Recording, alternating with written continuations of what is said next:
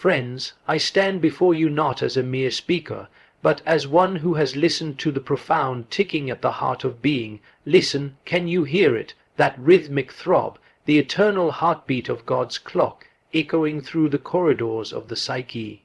In its metronome lies a secret. Time is not merely measured, time measures us. The image of the clock, so familiar and seemingly mundane, carries within it a deeper mystery that speaks to the very structure of our inner life. Its hands circle endlessly, measuring the hours, dividing the day into portions we can grasp.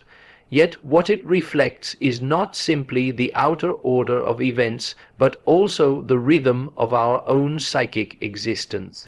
The ego, that fragile island of awareness, identifies itself with the ticking of minutes, with progress and deadlines, with the illusion of control over time's passage. But beneath this surface movement lies a reality untouched by the clock's steady beat, a dimension where the unconscious dwells, vast and timeless. Each tick is like a reminder, a faint echo from the depths. Life is fleeting, yes, but also eternal. The psyche perceives this dual truth at once, though often unconsciously. On one side, we cling to schedules, calendars, and clocks, believing that order protects us from chaos. On the other, there are moments when the steady tick dissolves, in dreams, in deep contemplation, in love, in suffering. These are not mere interruptions, but disclosures of another order of being. Time then ceases to move forward and instead expands in all directions, opening into eternity. The clock is thus both prison and portal. As prison, it traps us in the illusion of linearity. We believe that past is gone, future not yet born, and only this thin sliver called the present exists. Yet the psyche knows more. It holds memory as if past were alive, and it anticipates as if future were already seated in the present moment. In the unconscious, past, present, and future are interwoven, existing simultaneously. The mechanical clock cannot reveal this, but as symbol it hints at it. Its circular motion, endlessly returning to 12, betrays something archetypal, the eternal return, the cycle of renewal, the truth that nothing is ever fully lost. When we stare long enough at the motion of the hands, we may feel the uncanny sensation that time watches us as much as we watch it. For what is measured is not only external events, but our inner unfolding, our aging, our becoming. Every stroke of the second hand is also a heartbeat of the soul, reminding us of our mortality. Yet strangely, this very mortality is the threshold of the eternal. It is because we are bounded in time that we may glimpse beyond time. Just as the clock's center remains unmoving while its hands circle ceaselessly, so within us is a still point, an axis that does not belong to the order of minutes or years. To see the clock only as a tool of measurement is to remain on the surface. To perceive it as a symbol is to awaken to its deeper meaning. It reflects the psyche itself, torn between temporal existence and eternal ground. The clock is our mirror, its rhythm our destiny, its silence our secret eternity. We live within a strange paradox, bound to the relentless flow of time, and yet touched by something that defies it. Each day we rise and sleep, grow older, and watch the seasons turn. The body is carried forward by a current that allows no pause. And yet, within the same psyche that registers the passing years, there is a perception of something unmoved, something that does not age, a presence that exists outside the ticking of the clock. We are stretched between these two realities, the temporal and the eternal.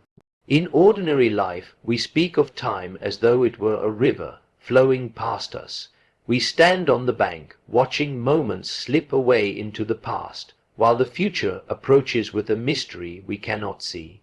This linear sequence seems undeniable, and yet in the depth of experience another truth emerges.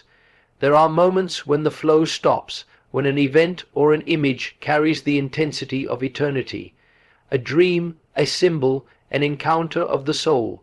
These do not belong merely to yesterday or tomorrow. They arrive as if outside the river altogether, and yet they shape the very course of its waters. It is precisely in these moments that the paradox becomes visible, For while the ego clings to continuity, counting days and fearing their end, the unconscious knows no such limits. In dreams, past and future converge without contradiction. An ancient myth, an image from centuries ago, can arise as vividly in the present as if time itself had folded. The eternal dimension does not cancel the temporal one, rather it inhabits it, suffusing each moment with a depth that the surface mind alone cannot perceive. The great tension of human existence lies in this double belonging. We cannot escape time, we are born into it, and it shapes our entire visible journey. But at the same time, we are haunted by the sense that our essence is not reducible to minutes and years. The psyche reaches towards something beyond duration, something that is timeless, infinite. And in this reaching, meaning is born. If we lived only in the temporal, existence would feel like a mere chain of events, moving steadily toward dissolution. But because we sense the eternal, every moment can be a threshold, a point where the finite touches the infinite. Consider how often people describe a profound experience by saying that time stood still. This is not metaphor alone, but an intimation of the paradox. At the heart of life, time and eternity are not enemies but companions. The passing second and the timeless instant exist together, each revealing the other. We are the vessels in which this mystery unfolds.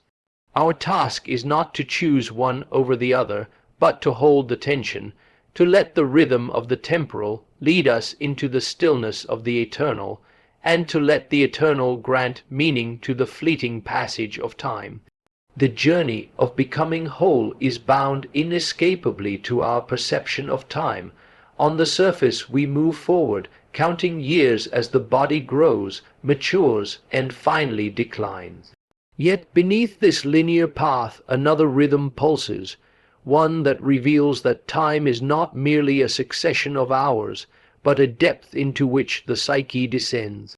To awaken to this depth is to take the first steps toward individuation, for only when we perceive more than the mechanical march of days do we encounter the mystery of the self. Ordinary consciousness clings to chronology. Childhood is left behind, adulthood assumed, old age awaited.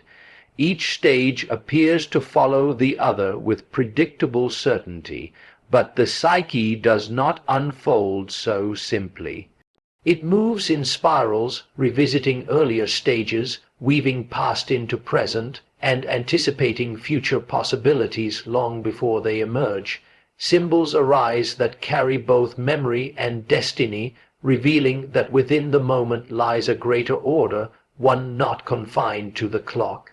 To recognize this pattern is to see that the soul is not merely a passenger of time, but an expression of something deeper, something eternal that shapes and is shaped through time's passage. Individuation requires us to face the paradox of finitude. We know we will not live forever. Mortality casts its shadow over every plan and every achievement. Yet in that shadow lies a hidden light, for it is precisely through limitation that meaning becomes possible. If we lived endlessly, nothing would carry weight. The awareness that our time is bounded awakens us to the sacredness of each moment. What seems like loss and decay is also the gateway to renewal, for the ego, confronted with its impermanence, is compelled to surrender to something greater. Out of this surrender emerges the self, the center that transcends time while guiding us through it. To experience the depth of time is to feel the quality of moments rather than their quantity. There are instants that seem to stretch into eternity, an image in a dream, the silence of grief, the radiance of love. These are kairos, the moments of ripeness, when something beyond chronology breaks into our awareness. They remind us that individuation is not a matter of accumulating years or experiences, but of recognizing when the eternal has touched the temporal. In such encounters, the psyche is transformed. It realizes that it lives in both worlds at once, bound to the clock, yet open to the timeless. Thus individuation unfolds not as an escape from time, but as a deepened relationship to it. By descending into the depths of time, by facing mortality, by listening to the archetypal rhythms that underlie history, by attending to the eternal that pierces through the fleeting, we become more whole. The task is not to flee the passing years, but to live them so fully that within each moment we touch the timeless.